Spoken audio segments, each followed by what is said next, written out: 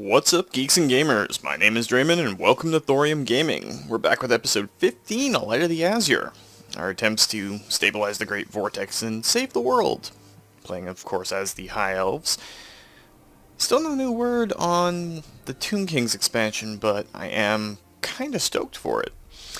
So last time we did have a couple of setbacks. Chaplain Grimaldus faced defeat at Nagaroth itself, which didn't help. And now they've reinforced the city, so it's probably beyond our means to take care of. However, the good chaplain is, of course, taking on another Dark Elven city, and hopefully that'll slow them down a little bit. Let us get to our Ritual of the Scholar before they get to their next ritual. Be really nice. We do have a little bit of gold left over. Actually, a fair amount of gold. But as soon as we get up to the next ritual, we are going to have to start it almost immediately. So what we're going to end up doing is on our next turn, we're going to set Phoenix and Auric up to have decent army stacks with them. And in fact, this turn, Auric, we are going to scrap these normal archers and get you some ones with light armor.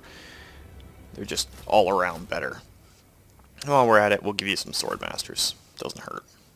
It's going to hurt our gold per turn, but not too worried.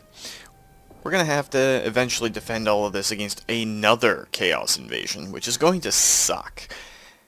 So we're probably going to send Sunshine out, who's been going around collecting all the stuff in the water for us. We're going to get her to come back to the mainland of Ulthuan and see if she can help out in repelling the Chaos stacks that are going to come.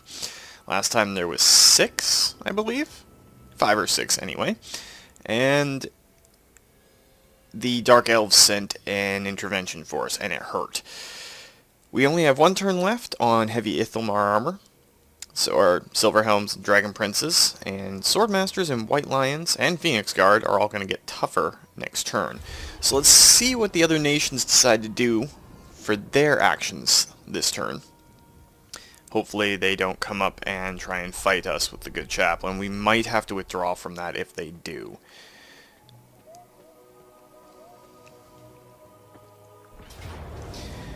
Yeah, we are going to have to withdraw from this particular fight because we can't take on the settlement and the Druchii Lord all at once.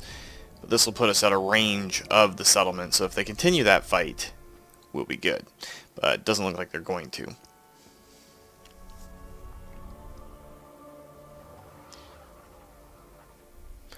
Maybe we can catch that army stack out in the open and reinitiate the siege. That would be rather awesome, actually. Ironic that a high elf is named Loth. If anyone doesn't get that reference, I'm a big Abutorial / Farron / Forgotten Realms fan for the Dungeons & Dragons setting. And Loth is the goddess of the Dark Elves in that, the Drow. So it's kind of ironic that a High Elf is named after Loth, except it's missing an L, which is odd, I guess? I don't know. I'm just kind of talking to hear myself talk right now. Can't really explain it. Of course, all of the other Elven nations are doing their thing.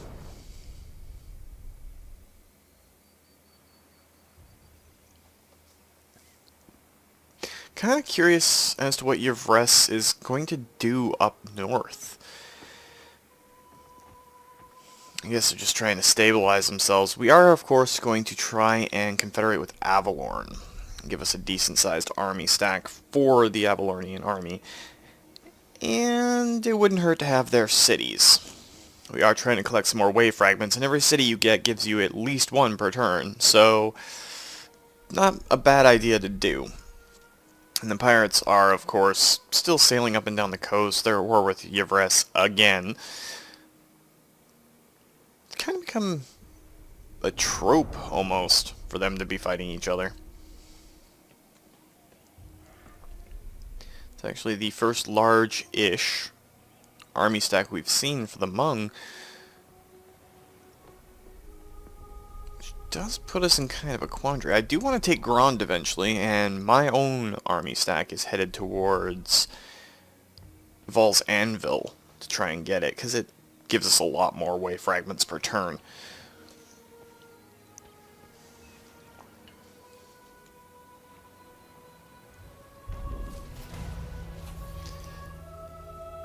Alright, so we've seen this before. We're going to sacrifice a little bit of the influence for some more income. And we have heavy Ithilmar armor. So now it really comes down to what we want to do. I'm thinking Star Metal Blades is probably the best option. Give some melee attack for units that we tend to use a lot.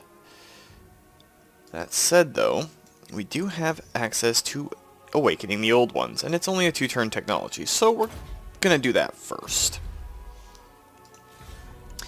And the good Chaplain. Can we engage this army stack on its own? We can.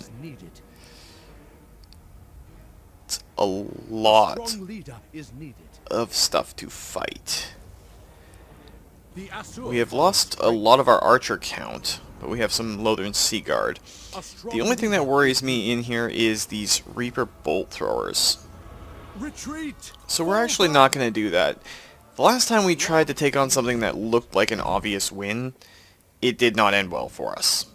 So we're going to just move over here and possibly attack Grunt next turn. Seems a little bit cowardly, but I don't really want to lose that entire army stack, not armor stack. And of course, I was down on the coast over here.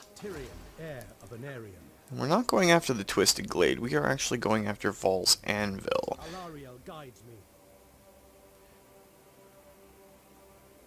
Not a whole lot of melee troops in my stack anymore. Next turn we'll pop out of March stance and then actually attack Vol's Anvil. Might be a minor settlement, but it does give a lot of way fragments per turn. And it worries me that the Druki are getting pretty close to unlocking their next ritual. I could handle possibly losing to the Lizardmen, but I don't really want to. Sunshine, you can head on up there. And Phoenix. Oh, you are in garrison stance. That's right, you were recruiting some dragons. Now, Auric, since he's recruiting some dragons and we're still making a fair amount of money per turn, we're going to get you to grab another set of swordsmen. A couple of Great Eagles. I've been finding more and more that the Great Eagles are incredibly powerful for what they are. They're fairly cheap, all things considered, and we'll try to confederate with Avalorn, which I guess they're not ready to do just yet, but we can go in and spend a little bit of influence and improve our relations with them. That takes care of all that. This territory here is probably going to rebel on us, but not too soon. And of course, Everest is still there doing what they do. There's not really much else we can do for right now. Phoenix and Auric are pretty much going to have to hold our ritual sites on their own. I'll bring Sunshine back, but for now, we're going to just see what happens. And once again, I forgot about Senina. We're going to have to get her into the Good Chaplain's army to help out. I mean, we do have PC in there, but having a mage around would definitely not hurt. And Agnew, of course, is going to go back to his little base in Toranrock. Again, I kind of forgot about him. Sorry, Agnew. Lord Mazda Mundi, leader of the Lizardmen. Yeah, I'm actually okay with that trade deal. Because we get intel based on the trade deal.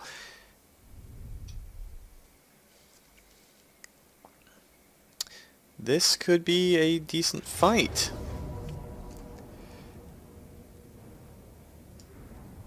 We'll toss our Lion Standard onto our Swordmasters of Hoeth.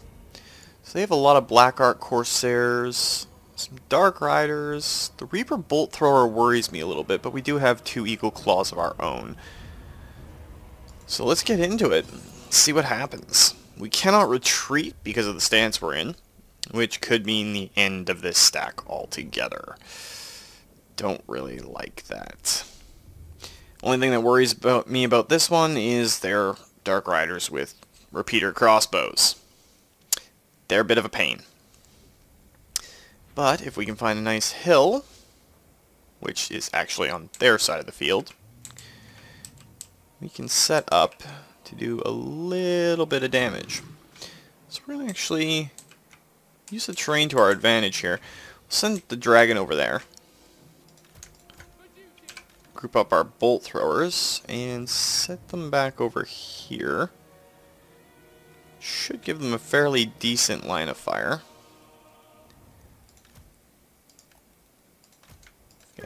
Not too many melee troops left in this stack. A lot of fighting will do that. We'll use the sword masters as a flank holder. We'll group up our archers slightly behind. And then I'll reposition myself directly in the middle of the force. We'll see what happens. But we're going to set the Eagle Claws to their multiple shot ability. Send our dragon around the side to try and deal with some of the more painful aspects of this army. But I want to let them come to us and get shot up before we do anything else. Again, the only thing that really, really worries me is that Eagle Claw, or Reaper in their case. So we're going to send the dragon to go deal with it.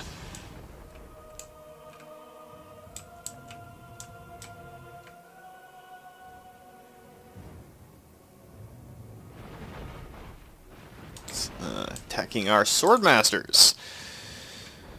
It's definitely not a good thing. They should just be entering our arrow range now.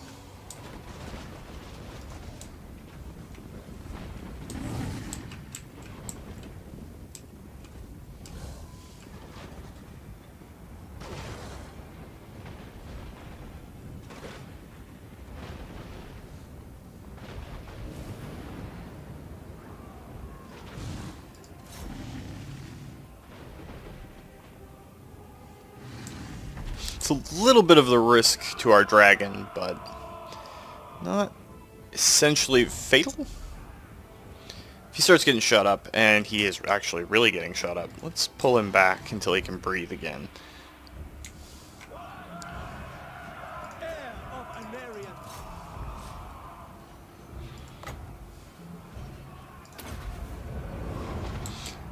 Use our Radiant Gem of Hoeth.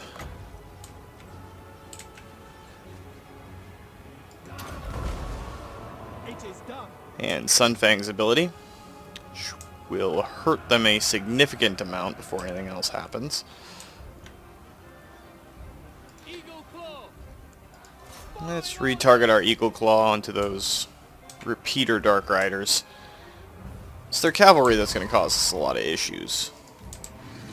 Now we can turn our dragon around and get him back in the fight. Hopefully they're not going to re-engage that bolt thrower. I think I destroyed the war machines themselves. Yes, and... oh, maybe not. They are actually still moving. So we can send another fiery breath down on them.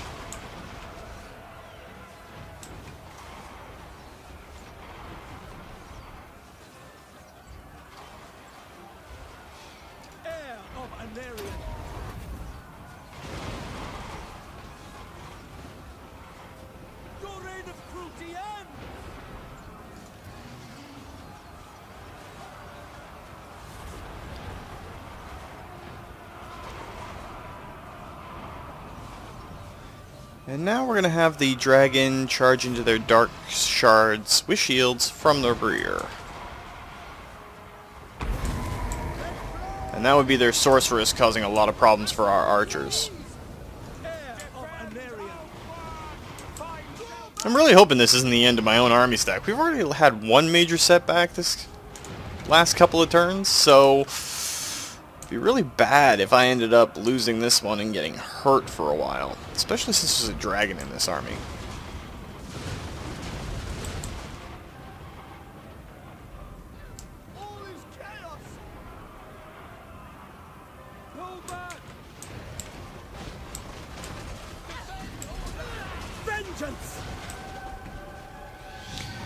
Come on, just 15 more seconds and I'm going to use the Radiant Gem of Hoeth.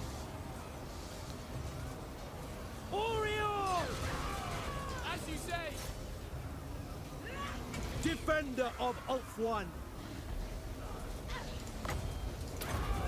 Wondrous slaughter. Sword of the Asur. Now let's get our dragon back up in the air and see if he can breathe on one of these rather large units to hurt them. There we go. Now he's airborne. Breathe down right on the center of that cluster.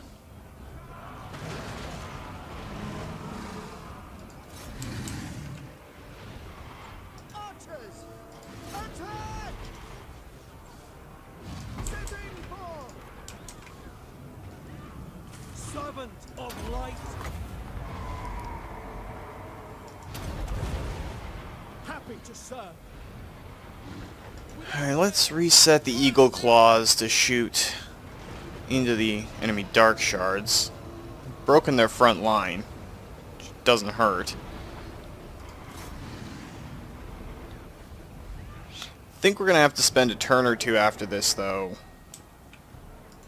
recuperating. And I was wounded. That's definitely a bad sign. Pull back! Our strength is waning. Send the dragon over to deal with this Druki lord. Draw back! Really, it's the dragon that's giving us the edge right now, even though we're pretty much losing this fight, which sucks. Archers! As you say. Asur! Attack! Loyal! And I think that's the end of this battle, which is kind of a pity. And there we go. Once your lord is taken out, your forces can't really rally. That's two back-to-back that we've really had problems with. It's no good at all.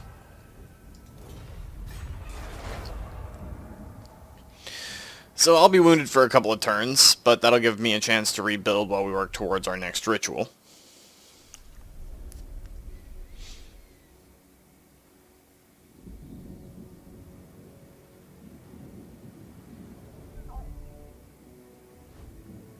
That's Melikith himself.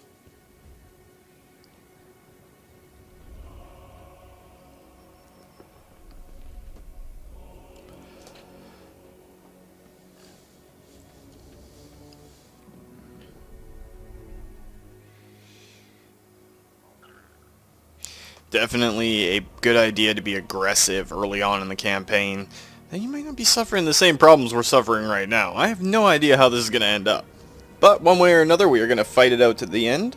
So we'll see.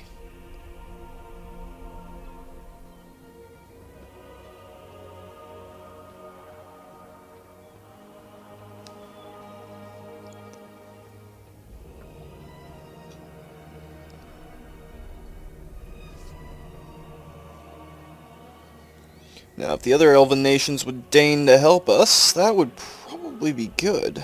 I really don't know why Avalorn and the others did not want to confederate when it was convenient for us. But we will see. So how many turns am I wounded for, I wonder?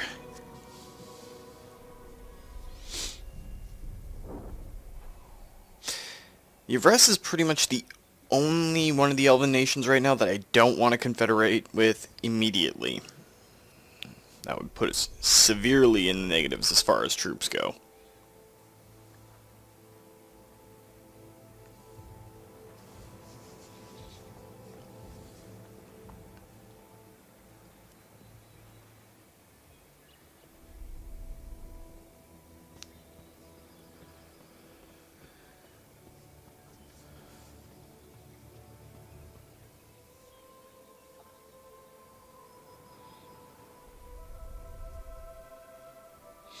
And again, the pirates just being the pirates.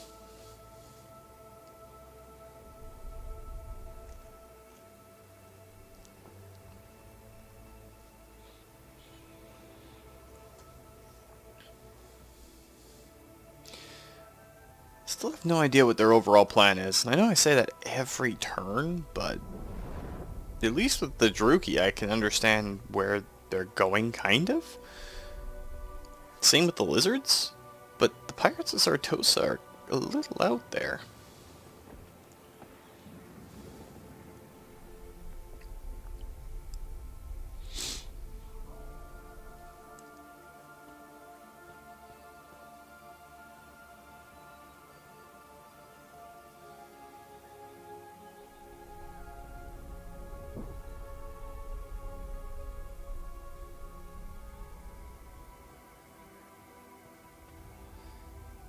As it sounds, I'm actually okay with the lizardmen taking a few hits over there. Duty is its own reward.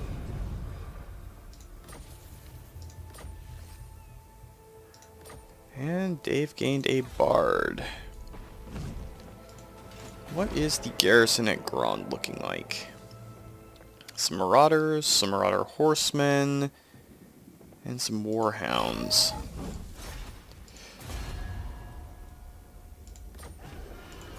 So we're just going to declare war and try to take Grond. For order. Fall back. So let's jump into this fight and see how it goes. With any luck, Chaplain will fare better than I did. Looks like he has high ground available to him. And the enemy army is not exactly tough. They have a lot of fast cavalry, but we have eagles. And one dude on a dragon. So that really doesn't hurt at all. Spearman. It shall be done. Loven Seaguard. Archers. Essentially though, Chaplain, we need you to win this fight. Noble. Let's pause real quick and get things set up. So the only thing in there that really worries me are those warhounds. So Grimaldus, I'm going to get you to breathe on those horsemen. I'm going to send the Great Eagles after the warhounds. Have our regular archers shoot them. And our Lothern Seaguard shoot those marauders. And have our spearmen move up just a bit to try and be there in case we need a flank charge. Together.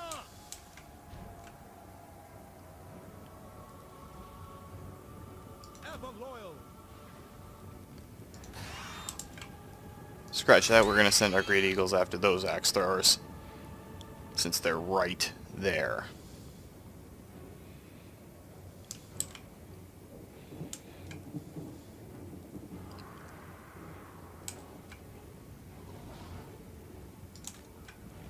Ready and eager.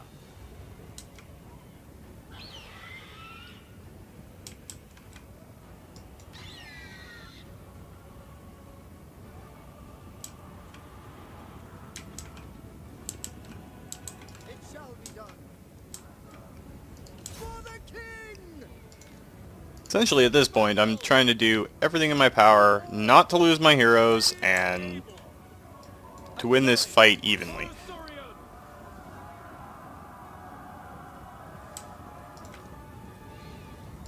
Following orders.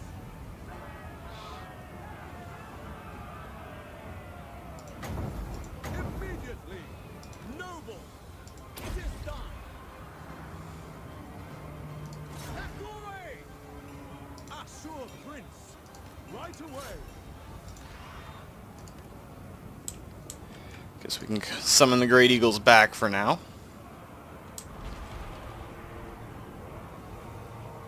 Their morale is breaking really easily. I should be more worried about that, but I'm actually not for some reason.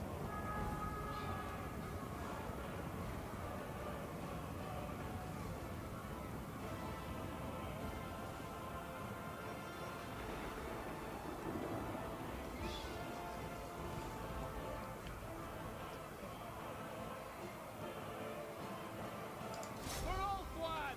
Guess if we just focus fire all of our archers onto something, it will do us wonders of good.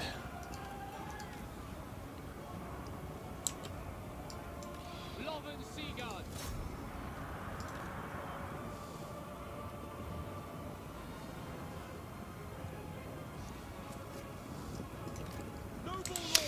PC, I guess your health is good enough that you can drop down into this fight and do fairly well. Especially considering we're going to drop our Great Eagles on these guys' back. Well, our Great Eagle that is still in this fight.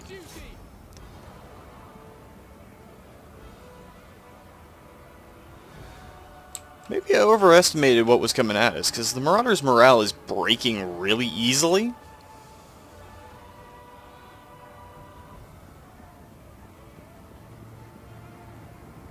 Okay, so they are routed, and there we go, we have our victory. Which means that Chaplain can use this city now to regain some health.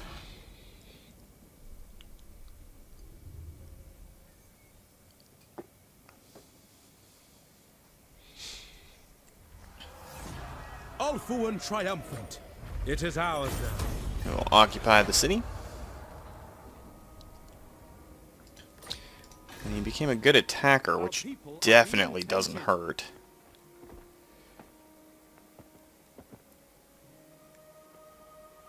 So yeah, we are going to make the Ancient Waystone our priority here. And it needs 2 surplus. So probably about 6 turns until we can upgrade that. Agnew has gained a level. We're going to make him have a little bit more leadership. We're also going to toss him back into normal stance. We'll get him to move probably to White Peak. And Auric is also leveled up. We're going to make him harder to hit. And Senina, we're going to get you to come up and try to join up with Chaplain's army. Chaplain, you have leveled up. You're immortal, and now you're riding a Star Dragon. Yeah, ancient, powerful dragon. That is awesome. And PC leveled up at the same time, so we're going to go back and we're going to start getting the other things that we kind of skipped. First things first, Blade Master. He's less about holding and rallying the troops, and more about going in and causing some chaos and havoc amongst the enemy. So we're good with that. Phoenix has one more turn on his dragons, but Auric is all freed up. So let's see if we can get him some archer cavalry, which we can't hear.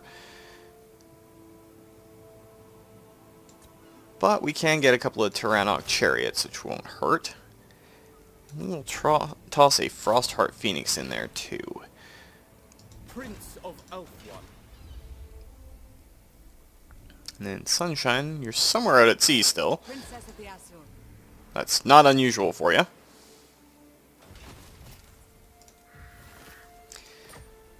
So you gained a little bit of bonus campaign speed. We're going to get you to go back to Falls Anvil. See how that goes and works out for you.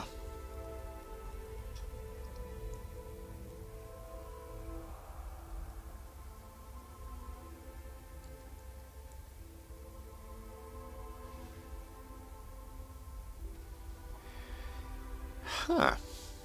I guess that's what the bonus was actually called. We could upgrade a couple of settlements, but it's not really a priority right now. Let's give Avalorn another try. If we can get them to join our confederation, that would be awesome. And we can't just yet. But we're gaining a lot of reputation with them per turn, which of course we're going to boost just a bit. And then we're going to end the turn and see where it goes from there. See what the other lords do. And I bid you welcome. Yes, we will sign a non-aggression pact with the Lizardmen. At least for now. I'm wondering how Nagaron's forces started outmatching us so much. Now, Slaver's Point I don't really care about, so auto-resolving it, not really a big deal. Malekith was going to take it anyway, and it's a city I didn't really care about, but it's still going to generate wave fragments for us because Malekith decided to not take it.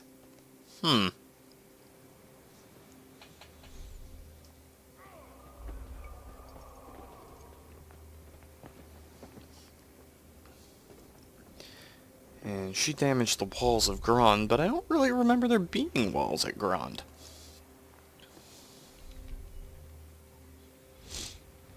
See, he's the one I worry about. The Witch King himself is incredibly powerful, and the fact that he has Seraphon worries me a little bit.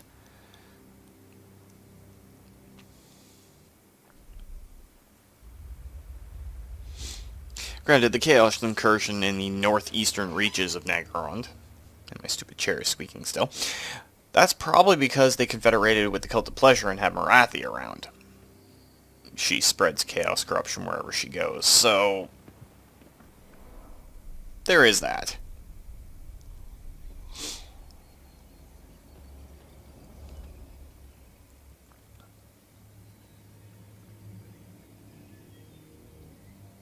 Still have no idea what Kothik's up to, but don't really need to know. They're kind of protecting our east flank right now.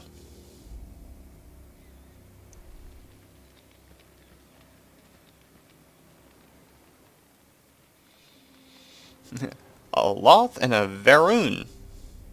Very similar to the Drow gods from Farron.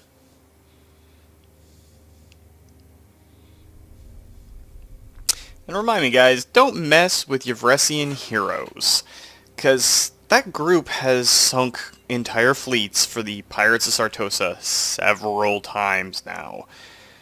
Just those 3 heroes, nothing else. They get banged up a little bit, but those 3 right there are brutal on the ocean.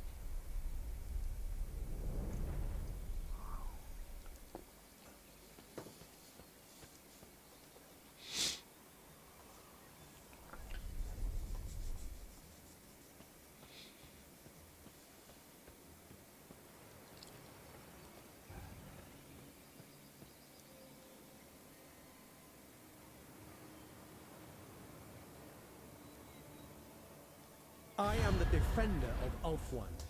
Choose your words carefully. Alright, New World colonies. Yeah, I'm okay with taking a non-aggression pact with you. Less people we have to fight means we can focus on the Dark Elves. We do have to advance beyond the Lizard Men, but getting Grond is going to really help with that. Building the ritual site there, and then upgrading the ritual site there will definitely not hurt. And Sanina was just wounded by a Mung hero, and they have a lot of army stacks there that are fairly huge. Chaplain might be holding Grond an awful lot.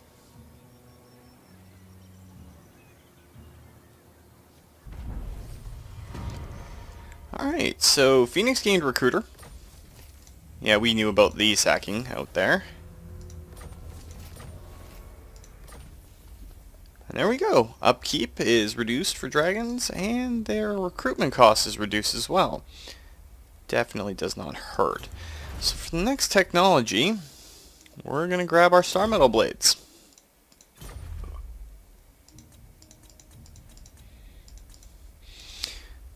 Sometimes this message system, it's a pain, and sometimes it is really awesome. It does prevent me from forgetting things a lot of the time.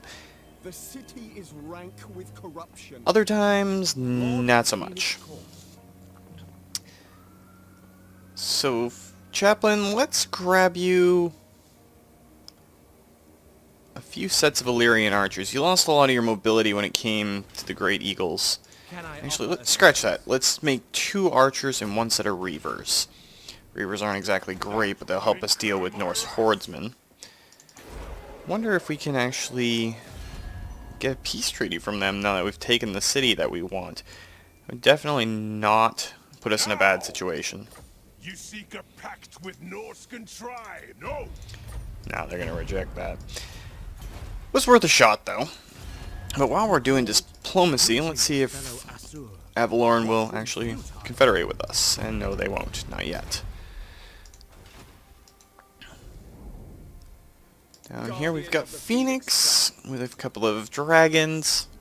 A little ironic, I'll admit.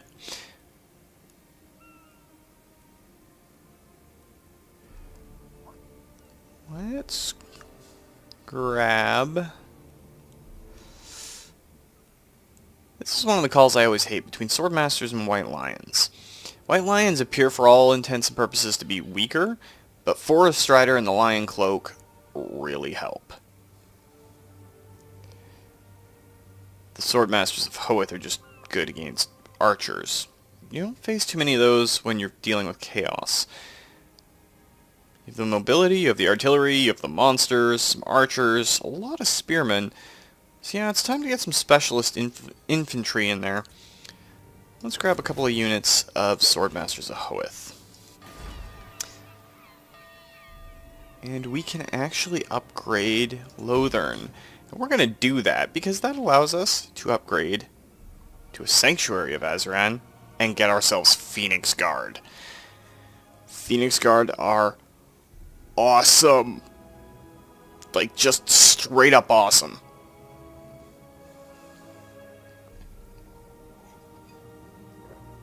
So what else can we do in the meantime?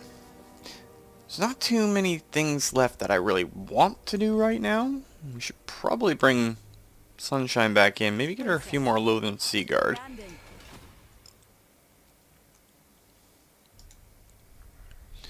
Agnew is kind of just chilling on his way to White Peak. White Peak, the elven skiing capital. That's what we're going with. Kind of like White Rock, only not fantasy or real. Whatever the opposite is that I'm meaning, and you guys can gather my meaning. I don't know. I'm going crazy. So let's end the turn there and see what the Druki get themselves up to, because they're the only ones I'm really worried about, because they're huge right now.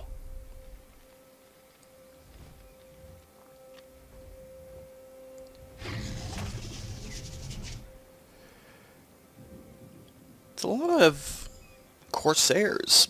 Black Ark Grievers, Black Ark Corsairs. I thought that army stack was a lot more fearsome than it is.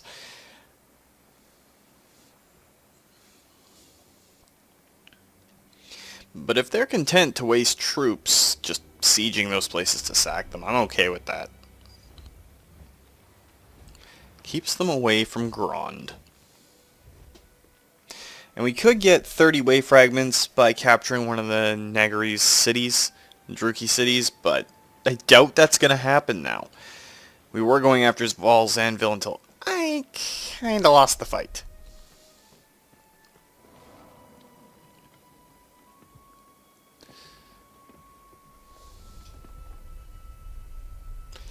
Does put Chaplain Grimaldus in kind of an awkward situation, surrounded on all sides by enemies.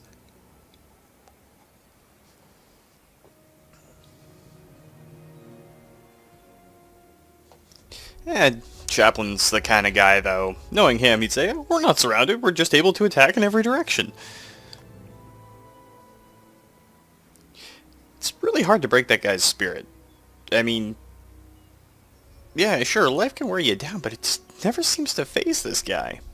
Sure, he gets tired every now and then, but then he always sounds a little maudlin, but he's not. He's always cheerful, always making jokes. Just can't bring him down. Maybe that'll be my project for the new year. Find a way to make him normal. Not that any gamer is really normal. I don't know, maybe I'm just rambling again. Which is a sincere possibility. Because I'm not entirely all there.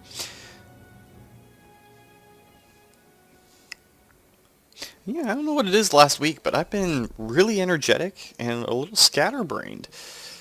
Maybe it's just the new year making me happy to start off with. I don't know. I'm not complaining about it, mind you. It's great.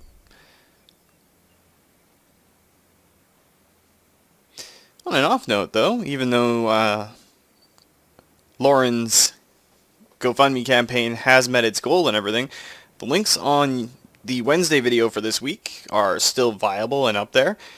So if you go check that out, you can join in on some other worthy causes, aside from helping out our gamer friend who had a bad situation happen and is taking it in stride.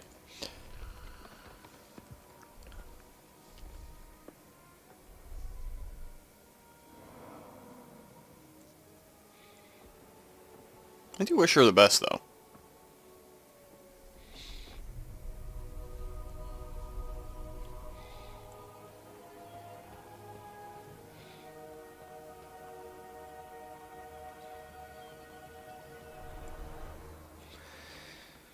Still trying to figure out what all these Chaos armies are trying to do. So Mengel's Man-Flayers are now at war with us too, probably because we're at war with the Scalings. Or the Mung, yes. Alright, so... why did I click on our technology tree? That makes no sense, because it's... that's a little weird. And we are able to do the ritual right now. The Lothern, our capital of Lothern, and then Griffin Gate, and the Glittering Tower. So we've got armies down here to help defend the Glittering Tower in Lothern. We can move Agnew up to the Griffin Gate. The gates are actually really difficult to take. But while we're at it, we can upgrade the Griffin Gate, which will take 5 turns. We can't really delay because we are currently ahead of them. But we'll get to that in just a minute. Gron's walls have been damaged slightly. I'm assuming this Druki stack is going to try and come in and mess with us. We're down to bringing in 929 gold a turn, which kinda stinks. Can I offer assistance? Returning to shore. Well, it's going to kick off pretty good in a little while here. I serve the king. It's a little worrying. We're probably going to have to set it off, though, even though the Griffin Gate isn't fully upgraded just yet. Staying ahead of everyone else in the ritual is a big deal. But that is probably a good place to end it for this week, guys. So next week we will fire up that next ritual, and... oh, it's gonna be some fun times. Agnew, Phoenix, Auric, Sunshine, you guys are going to get a workout defending Ulthuan. And hopefully we can see it through to the end. Because if we fail now, we're probably not going to catch up. But if you liked the video, guys, please consider hitting that like button. If you'd like to join up with the 232, possibly see yourself appear in this or other Let's Plays that we're doing, just hit that subscribe button and be part of our community. Make sure you turn your notifications on so that you don't miss when a new video goes up. And this Friday, just like last week, we are going to try and stream some XCOM 2 War The Chosen at 3:30 Western time on Twitch, and the handle is Thorium Draymond. So if you're interested in that, you can check it out. But either way, I'm going to be live on Friday, so that'll be fun times. Hopefully I don't blow myself up like I did last time. But remember, guys, life is a game, so play to win. And until next time, take care.